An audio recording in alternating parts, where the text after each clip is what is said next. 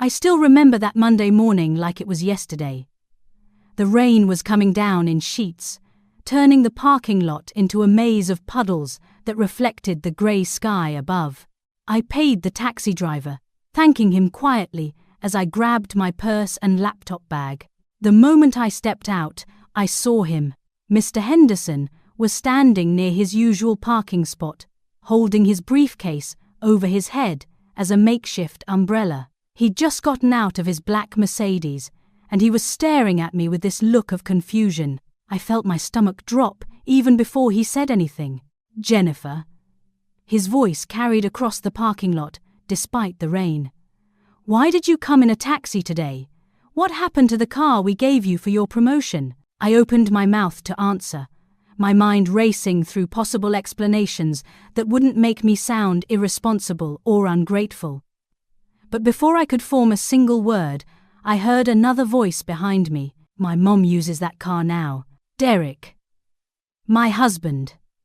He'd walked up with his usual Monday morning coffee from the shop across the street, smiling like he'd just made the most reasonable statement in the world.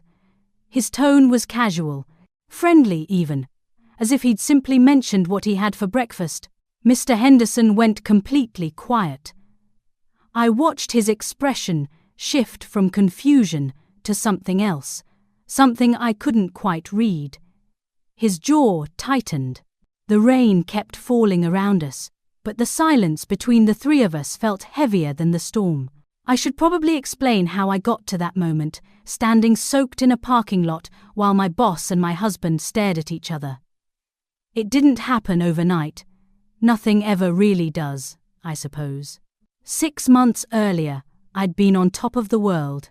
After 8 years of working at Henderson & Associates, staying late to perfect presentations, bringing in clients that other people had given up on, answering emails at midnight, I finally got the promotion I'd been dreaming about, marketing manager. My own office, with windows that actually opened. A 20% salary increase. And the car. I remember the day Mr. Henderson handed me the keys to that silver Honda Accord. It wasn't fancy or expensive, but it was mine. Well, the company's, but assigned to me for my work. He'd smiled warmly and told me I'd earned it through dedication and excellence. I'd felt so proud driving it home that first day, imagining all the client meetings I'd drive to, the confidence it would give me. Derek had been happy for me too, at first. We'd gone out to dinner to celebrate, and he'd posted a photo of us on social media with a caption about being proud of his wife. His mother, Patricia, called that evening to congratulate me, though I noticed she spent most of the conversation talking about her own career as a school principal before she retired. Patricia had been living with us for about a year at that point. She'd shown up one Saturday afternoon with 3 suitcases and tears in her eyes, explaining that her rent had gone up and she couldn't afford her apartment anymore on her pension. Derek had immediately insisted she stay with us, and I'd agreed because that's what you do for family, right? You help them when they need it. Except Patricia's financial troubles seemed selective. She couldn't pay rent, but she could afford weekly trips to the salon for her hair. She needed to save money. But she had fresh shopping bags from department stores every other week. I didn't say anything because Derek got defensive whenever I questioned his mother's situation. It was easier to stay quiet. The car became an issue about 2 months after I got it. Patricia started complaining about taking the bus to her book club meetings.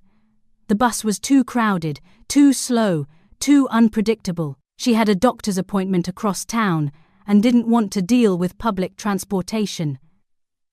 She needed to visit her friend in the suburbs, and the bus route was complicated. Derek approached me one evening while I was cooking dinner. "Honey, would it be okay if Mum borrowed your car tomorrow? Just for a few hours. You could carpool with Nina, right?" I'd hesitated. The car was technically company property, given to me for work purposes, but Patricia was standing in the doorway of the kitchen, looking hopeful and a little sad. And Derek had that expression he got when he was about to accuse me of being difficult.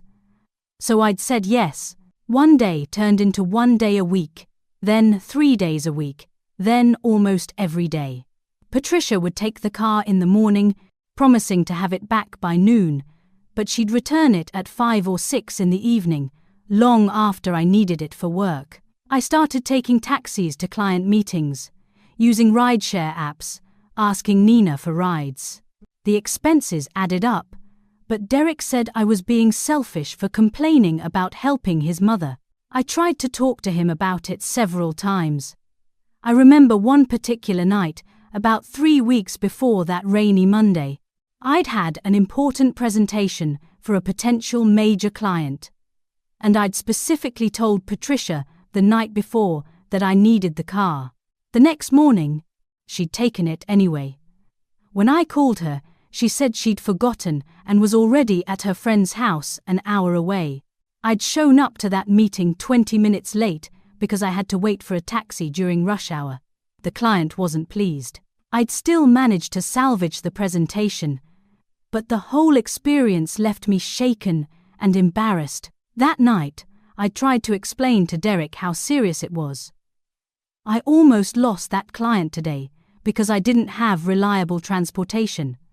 The car was given to me for work, not for personal use. He'd looked at me like I'd suggested something cruel. "It's just a car, Jennifer. Mum needs it more than you do. She doesn't have a job to pay for taxis every day.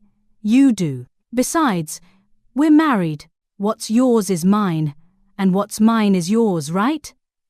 That includes helping my mother." I'd wanted to point out that the car wasn't actually mine or his. It belonged to the company.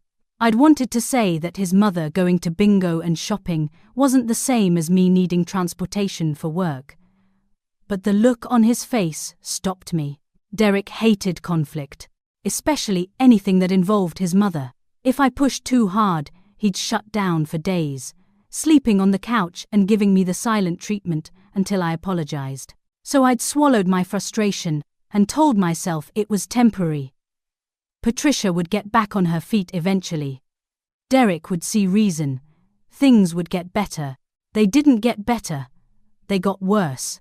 And that Monday morning in the rain, standing in the parking lot with Mr. Henderson staring at Derek, and Derek smiling like nothing was wrong, I realized that my silence had led us here. To this moment where my professional reputation was being damaged because I'd been too afraid of being called selfish to set boundaries in my own marriage. Other employees were starting to arrive, slowing down as they walked past us, sensing that something significant was happening. I felt exposed, humiliated, caught between my husband and my boss, with no good explanation that would make any of this sound reasonable. Mr. Henderson finally spoke, his voice measured and calm, but carrying an edge I'd never heard before. "Derek, Jennifer, I'd like you both to come to my office. Now, please." The walk to Mr. Henderson's office felt like it took forever, even though it was just across the lobby and up one flight of stairs. Derek walked slightly ahead of me, his coffee still in hand, his posture relaxed, like we were just heading to a casual meeting. I felt sick to my stomach. Mr. Henderson's office was on the second floor, with large windows overlooking the parking lot we'd just left. He gestured for us to sit in the 2 chairs across from his desk, then closed the door firmly. The click of it shutting made my heart race faster. He didn't sit down right away. Instead, he stood by the window for a moment, looking out at the rain, his hands clasped behind his back. When he finally turned to face us, his expression was serious but controlled. "I'd like a clear explanation of what's happening with the company vehicle assigned to Jennifer," he said, looking directly at Derek.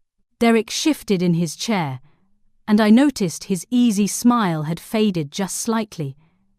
"Well, Mr. Henderson, it's really quite simple. My mother has been staying with us, and she needed reliable transportation. Since Jennifer and I live together and work at the same company, it made sense for us to share the car as a family resource."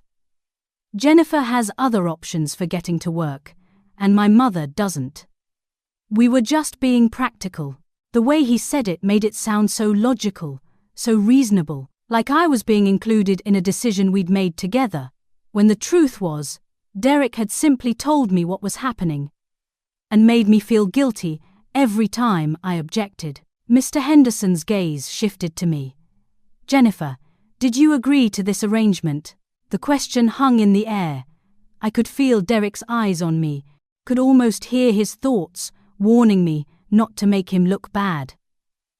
But I also felt the weight of Mr. Henderson's disappointment, the knowledge that I'd violated the terms of my company benefits package. I was trying to help family, I said carefully, my voice quieter than I intended. But I know it wasn't the proper thing to do with company property. Mr. Henderson nodded slowly, then turned his attention back to Derek.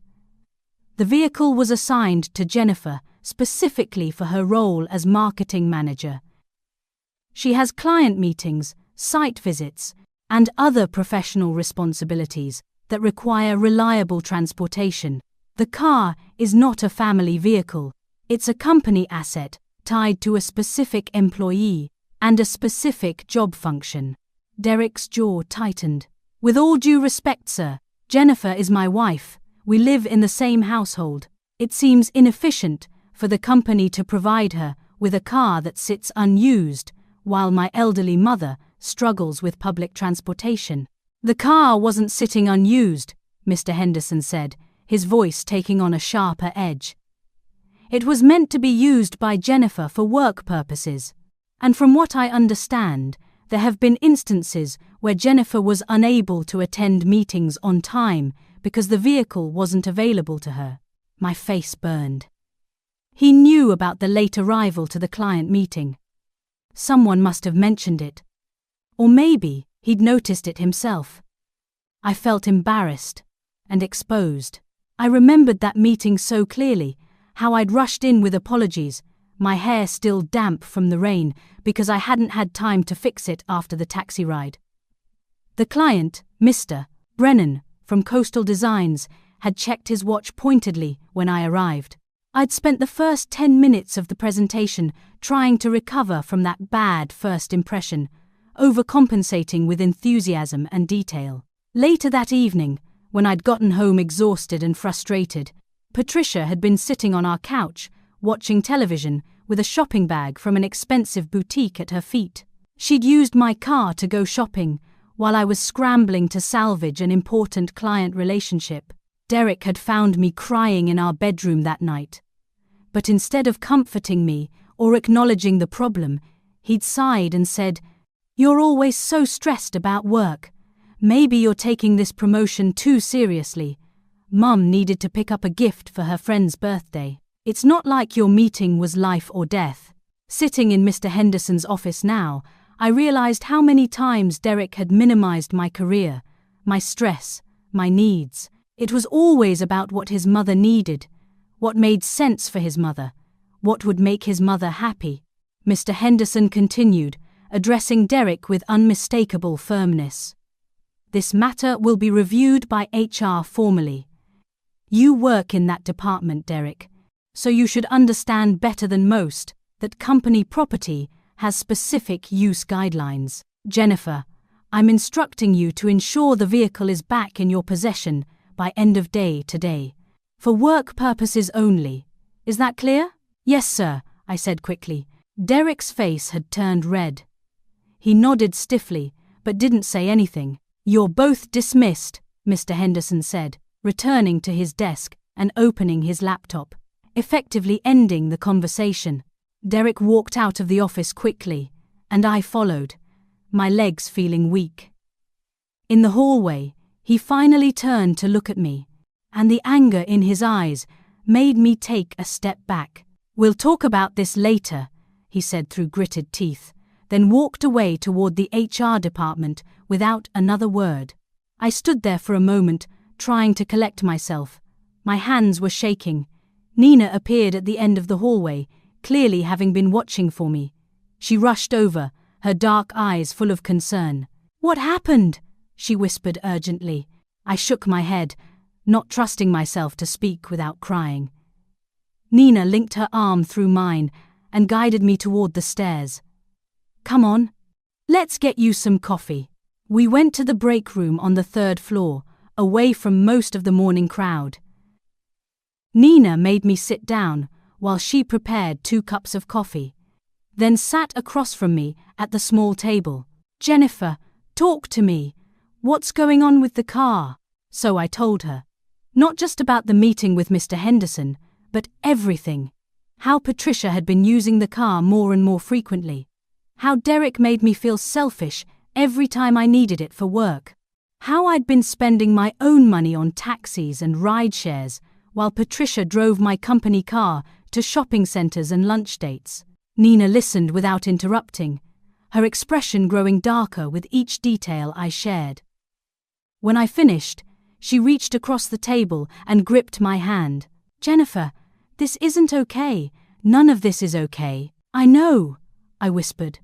"But she's Derek's mother. She's family." "Family doesn't mean you have to set yourself on fire to keep them warm," Nina said firmly. "And Derek should be protecting you, not throwing you under the bus to make his mother comfortable." "Did you hear what he said to Mr. Henderson? He made it sound like this was a joint decision, when I know for a fact you've been stressed about this for weeks." My phone buzzed in my pocket. I pulled it out and saw a text from Derek. "You made me look like a fool in front of the CEO. My mother is family. I can't believe you didn't defend us." I showed the text to Nina, whose mouth dropped open. "Defend them? Jennifer, you barely said anything. Mr. Henderson is the one who called out the problem." She was right, but it didn't change how I felt. Guilty. Anxious. Like I'd betrayed my husband by not lying to my boss. The knot in my stomach tightened as I wondered what would be waiting for me when I got home that evening. I made it through the rest of that Monday somehow, though I couldn't tell you what I actually accomplished. My mind was spinning in circles, replaying the meeting with Mr. Henderson, reading Derek's angry text over and over, dreading the moment I'd have to go home. At 4:30, I forced myself to walk down to the HR department. I needed to get the car keys from Derek so I could take the car home as Mr. Henderson had instructed. The department was busy with the usual end-of-day activity, people wrapping up tasks and getting ready to leave. Derek was at his desk, typing furiously on his keyboard.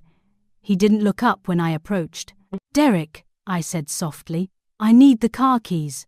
He kept typing for a few more seconds, making me wait, then finally reached into his desk drawer and pulled out my keys. He dropped them on the desk without looking at me. "Mum left it in the parking lot an hour ago. There's something you should know about, but I guess you'll see for yourself." My chest tightened. "What do you mean?" "Just go look at it," he said, turning back to his computer screen. I picked up the keys with trembling fingers and walked back through the building, down to the parking lot. The rain had stopped, but everything was still wet and grey. I found my silver Honda in the spot where it should have been all along, and my heart sank when I saw it. A long, deep scratch ran from the driver's side door all the way to the back panel. The metal was gouged, the paint scraped away in an angry line. And the front bumper had a noticeable dent, the kind that comes from backing into something solid.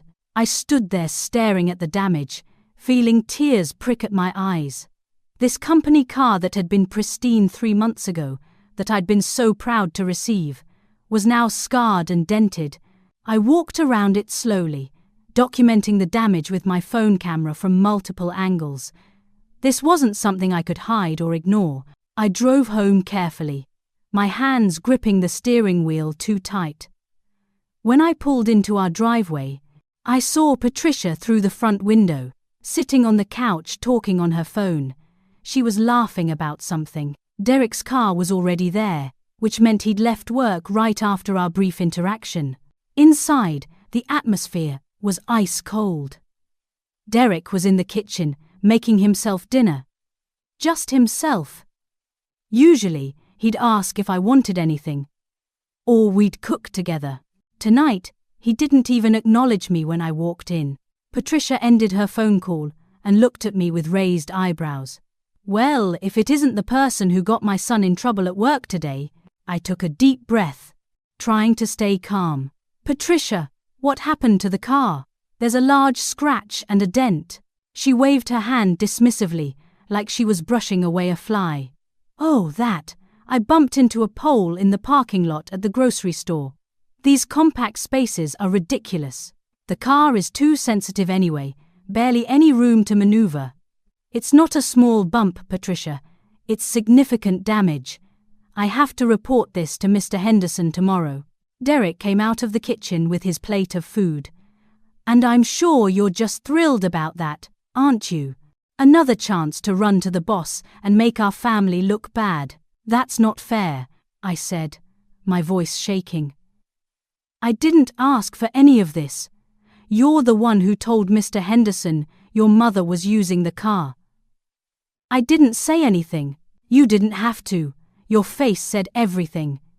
Derek sat down at the dining table, next to his mother. You stood there looking like a victim when all we've done is try to help my mother during a difficult time in her life. Patricia nodded, her expression wounded. I never asked to be a burden, Jennifer. When Derek offered to let me stay here, I thought it was because we were family. I didn't realize I'd be treated like an inconvenience. I felt the familiar guilt creeping in, the sense that I was the unreasonable one. But something was different this time. Maybe it was the scratch on the car that I'd have to explain to my boss. Maybe it was Derek's text calling me disloyal. Maybe it was just that I'd finally reached my limit. The car was given to me by the company for work, I said firmly. It's not a family car, and now it's damaged, and I'm the one who's going to be held responsible for it. Derek's fork clattered against his plate. It was an accident. Accidents happen. You're acting like Mum crashed it on purpose. I'm not saying it was on purpose, but she shouldn't have been using it at all. Mr. Henderson made that very clear today. Patricia stood up abruptly, pressing her hand to her chest, like she was having palpitations. I can't listen to this anymore. Derek, I told you this would happen. She's been waiting for an excuse to kick me out since the day I moved in. I'll start packing my things. I never wanted to be somewhere. I'm not welcome. She walked toward the guest room with dramatic slowness, and Derek immediately jumped up to follow her. Mum, wait! Don't say that! He turned back to glare at me. Are you happy now? I stood there alone in the living room, feeling like I'd just been hit by a wave. This was the pattern, the same cycle that happened every time I tried to set any kind of boundary. Patricia would play the victim, Derek would rush to comfort her, and I'd be left feeling like a villain for having basic needs or expectations. My phone buzzed. It was Nina. How did it go? Are you okay? I texted back. Car is damaged. Patricia hit something. Derek is furious at me. His mum is threatening to leave and making me feel guilty. Nina's response came immediately. Get out of there. Come stay at my place tonight. Seriously. I looked toward the guest room, where I could hear Derek's low voice murmuring comfort to his mother. Neither of them had asked if I was okay. Neither of them had apologized for the damage to the car. Neither of them seemed to care that I was the one who'd face consequences at work tomorrow. I went to our bedroom and quietly packed an overnight bag, some clean clothes for work, my toiletries, my laptop. Derek didn't even notice me leaving. I walked out the front door, got in the scratched car, and drove to Nina's apartment across town. She opened the door before I could knock, pulling me into a tight hug. Come on, I ordered Thai food. You're going to eat, and then you're going to tell me everything. Nina's apartment was small but cozy, the kind of place that felt safe and warm the moment you walked in. She had candles lit on the coffee table and had already set out plates for the Thai food that arrived 10 minutes after I did. I sat on her couch with a container of pad thai, and for the first time all day, I felt like I could actually breathe. Okay, Nina said, settling in next to me with her own food. Start from the beginning, not just today, everything, so I told her. About how Patricia had moved in a year ago with her story about financial troubles, but how she never seemed to actually be struggling. About how she'd taken over our guest room, then started spreading into other spaces. My home office became her sitting room. Half the living room closet became hers. She'd used my expensive face creams without asking, borrowed my clothes, invited her friends over without checking with me first. I told Nina about the bills, how Patricia didn't contribute to groceries even though she ate with us every night, how the water and electric bills had gone up significantly since she moved in. But Derek said it would be cruel to ask his mother for money. How I'd used part of my promotion bonus to buy Patricia an $800 coat for her birthday because Derek said his mother deserved nice things after raising him alone. Wait, Nina interrupted. Didn't Derek's father pay child support? And didn't Patricia work as a school principal for 30 years? She should have a decent pension. I nodded slowly. She does have a pension. I've seen the statements that come in the mail. It's not huge, but it's not nothing either. Definitely enough to rent a modest apartment. So where is all her money going? I thought about the shopping bags, the salon visits, the new tablet she'd bought last month, the weekend trips to visit friends. I don't know. I've never asked. Derek gets defensive if I bring up anything related to his mother's finances. Nina shook her head in disbelief. Jennifer, she's using you. They both are. I wanted to argue, to defend my husband. But sitting there in Nina's apartment, with some distance from the situation, I couldn't find the words. Because deep down, I knew she was right. Tell me about other times Derek has chosen his mother over you, Nina said gently. The memories came flooding back. Our second anniversary, when Derek had cancelled our dinner reservations because Patricia was feeling lonely and wanted family time. The promotion celebration that Patricia had turned into a lecture about how I'd be working too much now and neglecting my duties as a wife. The time I'd had the flu and stayed home from work, and Patricia had complained all day about the noise I was making, coughing. Until I'd locked myself in the bedroom, just to avoid bothering her. There was the incident 6 months ago, when I'd mentioned wanting to try for a baby soon, and Derek had said we couldn't possibly do that while his mother was living with us, because it wouldn't be fair to bring an infant into a crowded house. When I'd suggested maybe it was time for Patricia to find her own place then, Derek had looked at me like I'd suggested abandoning a puppy on the highway. He makes me feel selfish for having needs, I admitted to Nina. Like wanting my company car for work makes me a bad person because his mother needs transportation. Like wanting some space in my own home makes me ungrateful. Like having basic expectations in my marriage makes me demanding. Nina reached over and squeezed my hand. That's not love, Jennifer. That's manipulation. I stayed at Nina's that night, sleeping on her comfortable couch. My phone buzzed periodically, with calls and texts from Derek, but I didn't answer. I needed space to think clearly without his immediate reaction influencing how I felt. The next morning, I got dressed in Nina's bathroom and headed to work early. I needed to report the car damage to Mr. Henderson before the day really started. My stomach churned with anxiety as I knocked on his office door at 7:45. "Come in," he called. I entered, and he looked up from his computer, his expression softening slightly when he saw it was me. "Jennifer, you're here early. I need to report damage to the company car," I said, my voice steadier than I felt. It happened yesterday while someone else was driving it. I showed him the photos on my phone. He studied them carefully, his jaw tightening with each image. "This is significant damage." "What happened?" "My mother-in-law hit a pole in a parking lot. She told me this last night." Mr. Henderson was quiet for a long moment, and I could see him processing not just the damage, but the full situation. "The company will handle the repairs," he finally said. But Jennifer, I need to be honest with you. This reflects poorly on the responsible party, which in this case is you, since the vehicle is assigned to you. I expected it to be treated with care.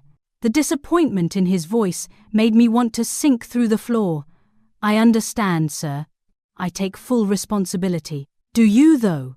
He leaned back in his chair, studying me with an expression that wasn't angry, but was definitely concerned. Because from where I'm sitting, it seems like you've been put in an impossible situation, and you're accepting blame for other people's choices. I didn't know what to say to that. He was right, but admitting it felt like betraying my marriage. The car will go to the shop today, Mr. Henderson continued. We'll arrange a rental for you in the meantime.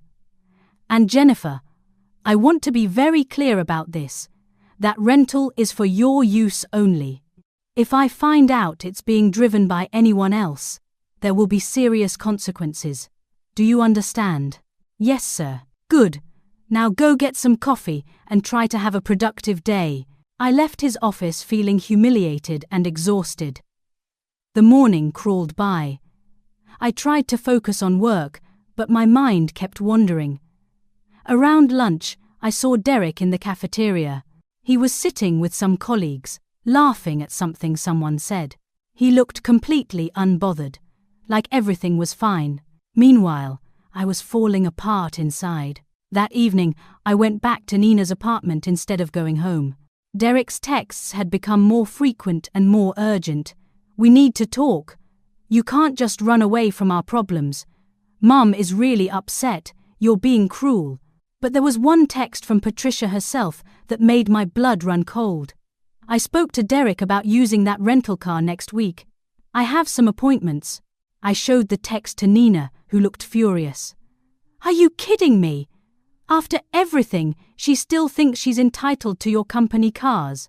Derek must have told her about the rental, I said quietly. What are you going to do? I looked at the text message for a long time. Then I typed a response to Patricia, my fingers shaking slightly. The rental car is for my work use only, as Mr. Henderson specifically instructed. I won't be able to help with transportation. I hit send before I could second-guess myself. Within 30 seconds, my phone rang. It was Derek. I let it go to voicemail.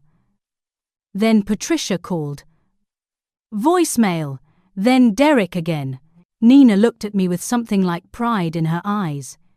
You just set a boundary. I feel sick, I admitted. That's normal. But Jennifer, you did the right thing. My phone buzzed one more time. Another text from Derek. Don't come home tonight. I can't be around someone who treats my mother this way. I stared at the message, and something inside me shifted. He wasn't asking if I was okay. He wasn't concerned about the stress I was under at work. He wasn't acknowledging that his mother had damaged company property. He was punishing me for saying no. Nina, I said slowly, do you know any good apartment listings? I barely slept that night, lying on Nina's couch with my phone face down on the coffee table. Every buzz made my heart jump, but I didn't look at the messages. Nina had convinced me to silence Derek's number, at least for the night, so I could get some rest. But rest didn't come easily when your whole life felt like it was unraveling. The next morning, Wednesday, I arrived at work at 8 on the dot. I'd stopped by my house while Derek was already at work to grab more clothes and some important documents. Patricia had been there, and she'd watched me pack with this cold, wounded expression that once would have made me apologize immediately. Instead, I'd simply told her I'd be staying with a friend for a while and left before she could start a conversation. At 9:15, my phone rang with an internal call. Mr. Henderson's extension. Jennifer, could you come to my office, please? I have Gloria Martinez from HR with me. My stomach dropped. This was it. I was going to be fired, or demoted, or formally reprimanded for the car situation. I saved the document I was working on and walked slowly toward his office, trying to prepare myself for whatever was coming. When I entered, Gloria was sitting in one of the chairs across from Mr. Henderson's desk. She was a woman in her mid-50s with kind eyes and an air of someone who didn't miss much. She smiled at me warmly. "Good morning, Jennifer. Please, sit down. This isn't what you're probably thinking." I sat, my hands clasped tightly in my lap. Mr. Henderson spoke first. "Jennifer, I want you to know that what we're about to discuss is not punitive toward you. Over the past few days, some concerning patterns have come to light, and we need to address them properly." Gloria opened a folder on her lap. "We've reviewed the GPS logs from your company vehicle for the past 2 months. The system tracks all of our fleet cars for insurance and maintenance purposes. What we found was quite revealing." She turned the folder so I could see. There were printed reports showing locations and times. My eyes scanned the list. Valley View Mall, on a Tuesday at 2 p.m., when I was documented as being in the office for a team meeting. Riverside Casino, 2 hours away, on a Thursday. Multiple trips to a bingo hall, hair salons, a luxury spa. These locations don't correspond to any of your work responsibilities or client meetings, Gloria continued gently. And they all occurred during business hours, when you were verifiably at your desk or in meetings here at the office. I felt my face burn with shame, even though I hadn't been the one driving. I had no idea she was going to those places. Patricia told me she was going to doctor's appointments and visiting friends. "We know," Mr. Henderson said. "The casino trip was when the damage occurred, according to our investigation. There's even a parking citation from their lot that day." Gloria leaned forward slightly. "Jennifer, I need to ask you something, and I want you to answer honestly. Did Derek ever imply that refusing to share the car could affect your job or your standing in the company?" I thought back to all those conversations, all those little comments. He never said it directly, but he would say things like, "Let's not rock the boat at work," or "It's better to keep things smooth when we both work at the same company." He made it sound like, if I caused problems about the car, it could make things uncomfortable professionally. Gloria and Mr. Henderson exchanged a look. "That's what we suspected," Gloria said. "Jennifer, you're not the first person to raise concerns about Derek's behavior.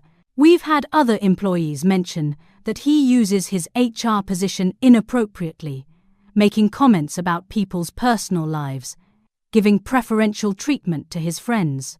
The situation with your car was the most concrete example we had to examine closely." My mouth went dry. "What does this mean?" "It means Derek has been given a formal warning about misuse of his position and a failure to understand professional boundaries," Mr. Henderson explained. "He's been explicitly told that any company property assigned to you is for your use only, and any further interference will result in serious consequences for him, not you. Additionally, your mother-in-law is banned from using any company vehicles going forward."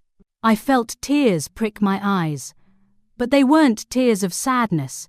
They were relief, mixed with the exhaustion of carrying this weight for so long. "Your promotion and your standing here are not in question," Mr. Henderson continued. "In fact, I'm impressed that your work performance has remained excellent, despite obvious personal stress. That speaks to your professionalism and dedication." Gloria handed me a tissue, which I accepted gratefully. "Take a moment," she said softly. After I'd composed myself, Gloria went over some additional details about documentation and resources available to me through the company's Employee Assistance Program. Then they let me return to my desk. I made it through the rest of the day somehow. I saw Derek leave early, his face stormy with anger. He didn't look in my direction. That evening, my phone exploded with messages. "Derek, I can't believe you went to management behind my back. You've destroyed my reputation at this company. Patricia, you've humiliated my son and broken up this family. I hope you're proud of yourself." Derek, again. My mother is in tears. She's talking about moving to another state because you've made her feel so unwelcome. Is this what you wanted? I read them all while sitting at Nina's kitchen table. Nina read over my shoulder and made a disgusted sound. Notice how neither of them has apologized or taken any responsibility. It's all about how you've wronged them. She was right. There was no acknowledgement of the damaged car, the misused company property, the lies about where Patricia was going, just anger that I'd somehow betrayed them by not covering for their behavior. That night, I looked at apartment listings online. Nina sat with me, helping me identify safe neighborhoods close to work. I found a small one-bedroom, about 20 minutes from the office. It was modest but beautiful, with big windows and a little balcony. I could afford it comfortably with my promotion salary. I scheduled a viewing for Saturday. Over the next few days, a strange calm settled over me. Derek continued to send angry messages that I didn't respond to. Patricia called repeatedly.